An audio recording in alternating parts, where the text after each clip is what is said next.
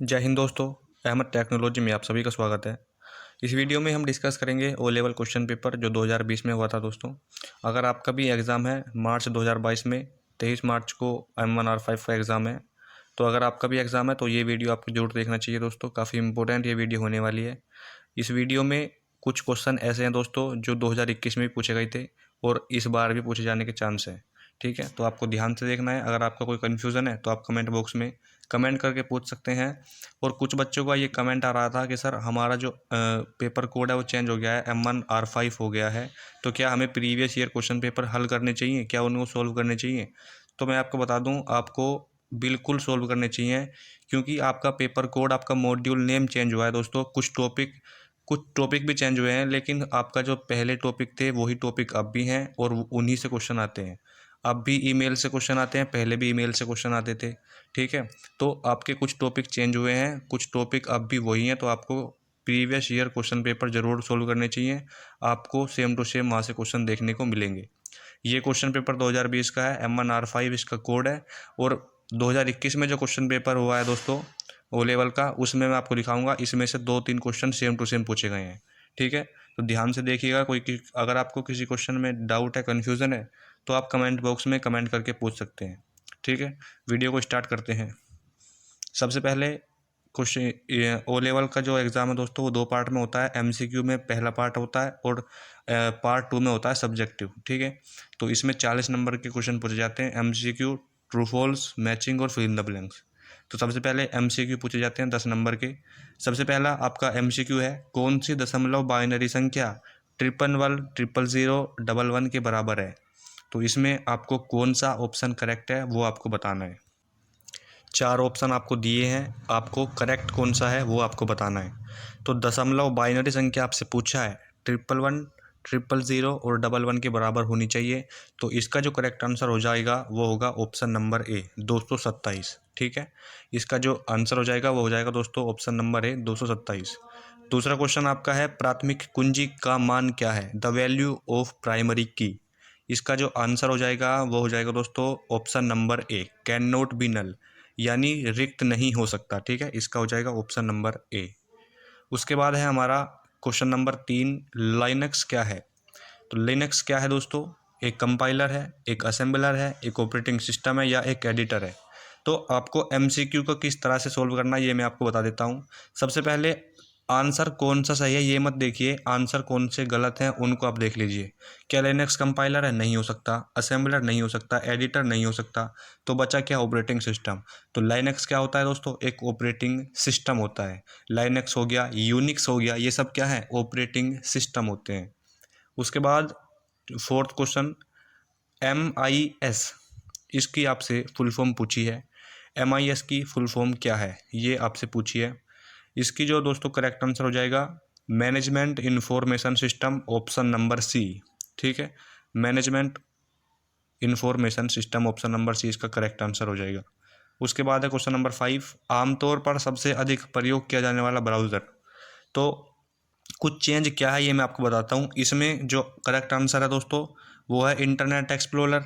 लेकिन अगर ये क्वेश्चन 2022 में अब आ गया तो इसका आंसर ये नहीं होगा। इसका आंसर हो जाएगा अब गूगल क्रोम, क्योंकि सबसे फेमस और सबसे प्रसिद्ध और सबसे ज़्यादा यूज़ होने वाला जो ब्राउज़र है वो अब क्रोम है। ठीक है, अब क्या है? क्रोम है। अगर ये ऑप्शन में आता है और क्रोम भी ऑप्शन में आता है तो आपको क्रोम को आंसर टिक करना है, इंटरनेट एक्सप्लोरर को टिक नहीं करना है। ठीक है, उसके बाद है क्वेश्चन नंबर 6, डैश मेमोरी का उपयोग मदरबोर्ड पर BIOS को संग्रह करने के लिए किया जाता है। 2021 सितंबर में जो क्वेश्चन पेपर हुआ है, जो एग्ज़ाम हुआ था, उसमें ये क्वेश्चन है भाई, सेम टू सेम ये क्वेश्चन है। आप देख सकते हैं कि 2021 का पेपर, उसमें आपको ये क्वेश्चन मिल जाएगा सेम टू सेम ऑप्शन के साथ। तो इसका जो आंसर हो जाएगा दोस्तों वो हो जाएगा आपका रोम। ठीक है, ऑप्शन नंबर ए आपका करेक्ट आंसर हो जाएगा।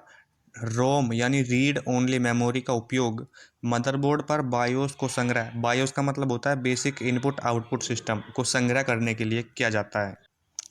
क्वेश्चन नंबर 7 है, XQL स्टैंड फॉर SQL की आपसे फुल फॉर्म पूछी है कि SQL का मतलब क्या होता है। तो इसका जो हो जाएगा option number B, structured query language. ठीक है, structured query language, option number B correct answer हो जाएगा।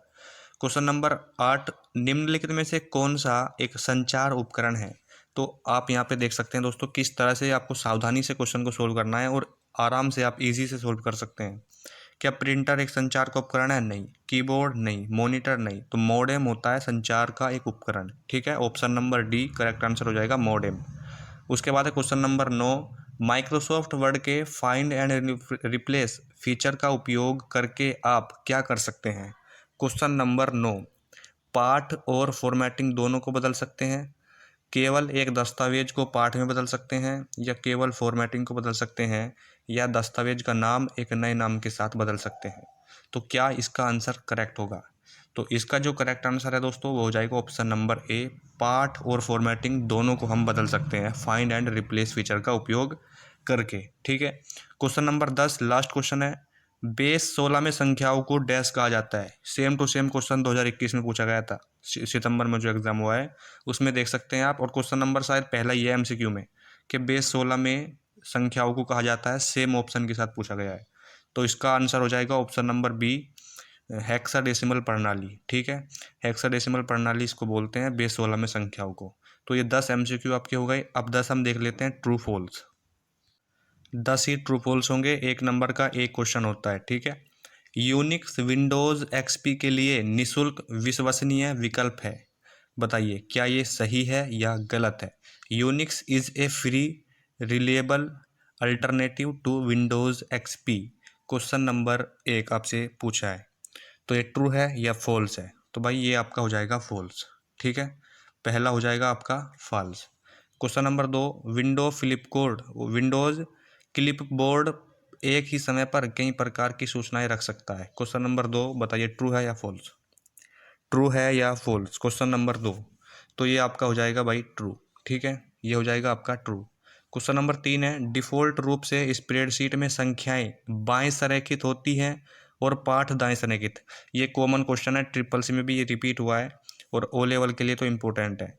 Bye default the number are left aligned and text is right aligned in a spreadsheet, यानी कैल्क में जब भी आप एक्सेल में कोई नंबर लिखते हैं क्या वो लेफ्ट में जाता है या राइट में जाता है, ये आपसे पूछा है।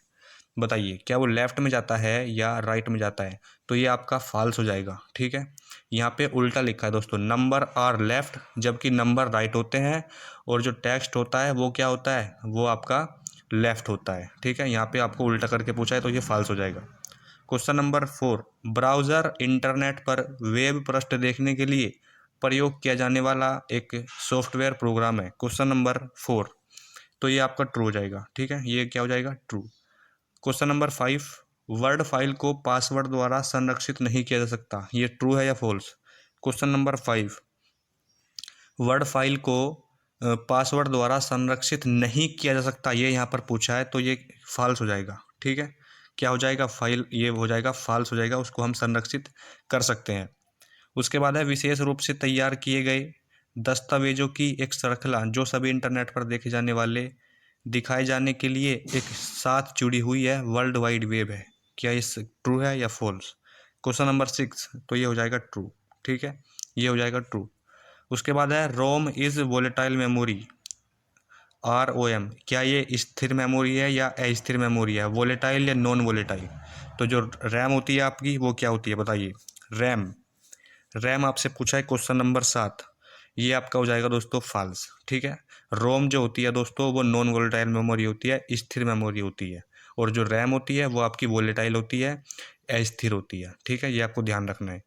MS वर्ड सिस्टम सॉफ्टवेयर है, ट्रू है या फॉल्स। ये फॉल्स हो जाएगा क्योंकि MS वर्ड एक एप्लीकेशन सॉफ्टवेयर होता है।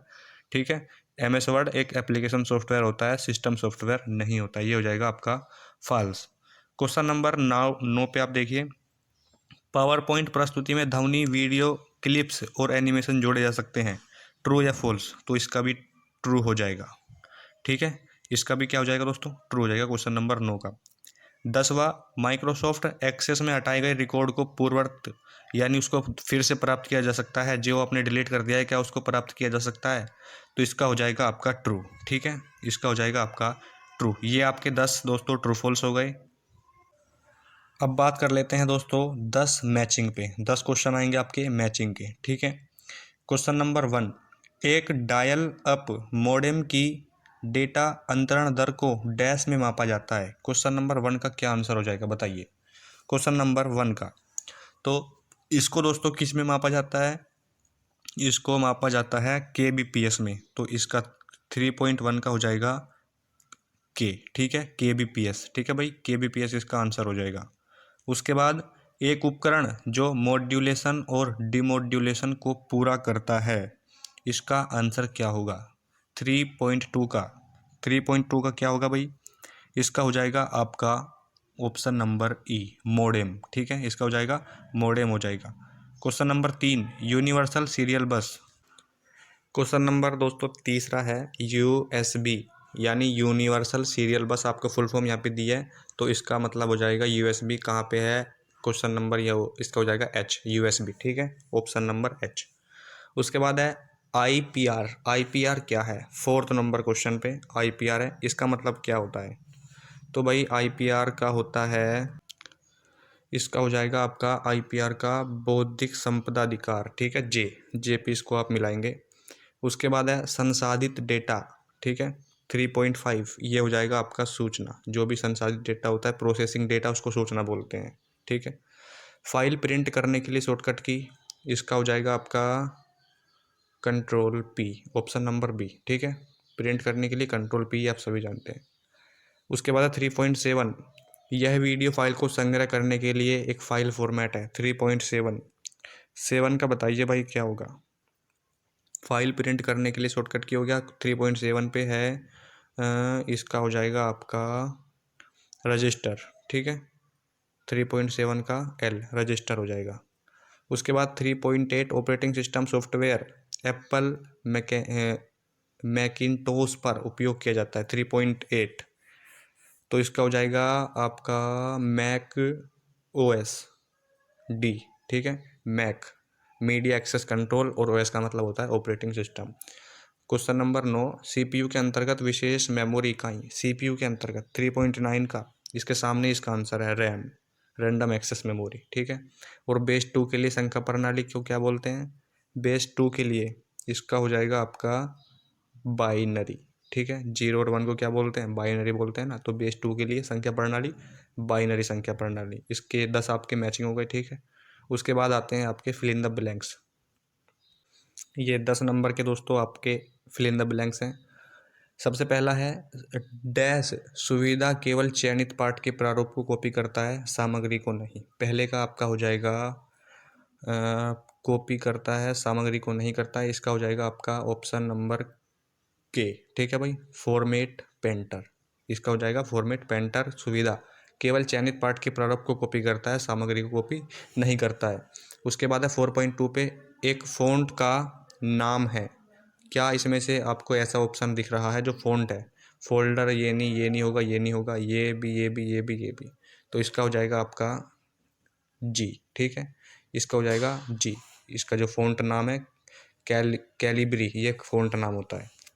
उसके बाद है डैश गति का भ्रम पैदा करने के लिए छवियों के अनुक्रम का तीव्र प्रदर्शन है। 4.3 बताइए इसका क्या होगा, 4.3 का बताइए, इसका हो जाएगा आपका गति का भ्रम पैदा करने के लिए अनुक्रम का तीव्र प्रदर्शन है, इसका हो जाएगा आपका एनिमेशन, ठीक है भाई, इसका क्या हो जाएगा, एनिमेशन हो जाएगा। उसके बाद है नवीनतम कंप्यूटरों की गति को डैश में मापा जाता है, नवीनतम कंप्यूटर की गति को किस में मापा जाता है, ये आपका हो जाएगा GHZ, ऑप्शन एफ पे जाएगा ये, ठीक है भाई, एफ पे ये जाएगा। उसके बाद है डैश में फाइलों के साथ साथ उप फोल्डर भी होते हैं, तो ये हो जाएगा आपका सिंपली फोल्डर, फोल्डर में क्या होते हैं, उप फोल्डर भी होते हैं। उसके बाद है ओक्टल संख्या प्रणाली का बेस, ओक्टल संख्या प्रणाली का बेस क्या है। अगर आपने ध्यान दिया हो दोस्तों, जो MCQ में अभी क्वेश्चन पूछा था, बेस 16 में संख्याओं को हेक्साडेसिमल बोलते थे, तो यहाँ पे ओक्टल संख्या प्रणाली पूछा है, तो 16 तो होगा नहीं भाई, 16 तो होगा नहीं, इसका हो जाएगा क्या, 8 हो जाएगा, 8 में 8 ओक्टल संख्या प्रणाली को बोलते हैं, तो इसमें हो जाएगा आपका आई, ठीक है, इसमें हो जाएगा आपका आई। फिर है 4.7 इंटरनेट पर आयोजित व्यवसाय और उपभोक्ता के बीच, यहाँ पे आप देखिए व्यवसाय यानी बिजनेसमैन और उपभोक्ता यानी B2C हो जाएगा, इसका क्या हो जाएगा, B2C, 4.7 का हो जाएगा बी, बिजनेस टू कस्टमर।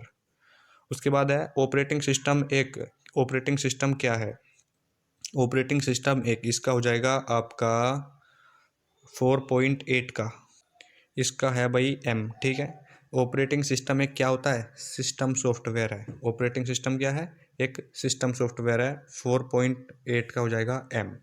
उसके बाद है डैश नेटवर्क टोपोलॉजी का प्रकार है स्टार टोपोलॉजी, आपने सुनी हो कि मैंने वीडियो भी बनाई है, स्टार टोपोलॉजी, बस टोपोलॉजी और नेटवर्क टोपोलॉजी।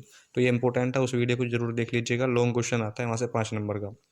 तो स्टार टोपोलॉजी नेटवर्क का एक प्रकार है। उसके बाद है क्वेश्चन नंबर 10, यूनिक्स कमांड का प्रयोग फाइल के स्वामित्व को बदलने के लिए करते हैं।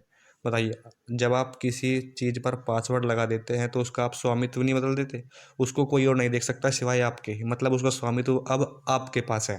तो इसका हो जाएगा ऑप्शन नंबर डी, ठीक है। तो ये आपके 10 हो गए मैचिंग, वो फिल इन द ब्लैंक्स। अब देख लेते हैं कि लॉन्ग क्वेश्चन किस तरीके का आते हैं।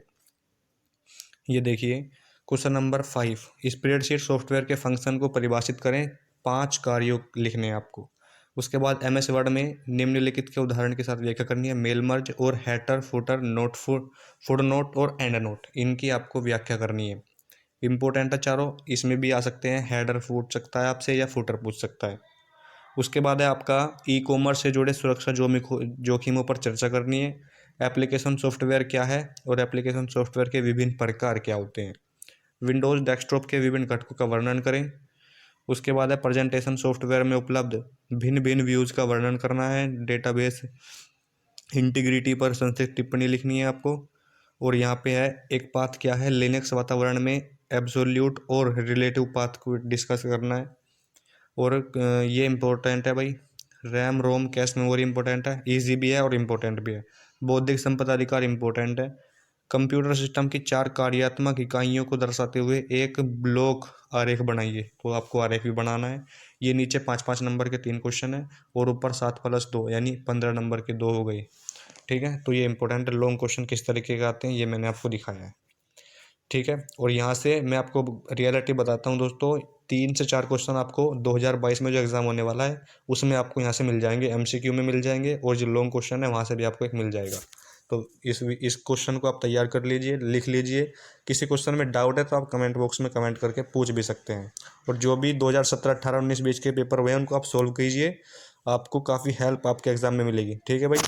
मिलते हैं नेक्स्ट वीडियो में। सभी बच्चे सब्सक्राइब जरूर कीजिए वीडियो को, चैनल को, और लाइक ज़रूर कीजिए। मिलते हैं नेक्स्ट वीडियो में, तब तक के लिए जय हिंद, जय भारत।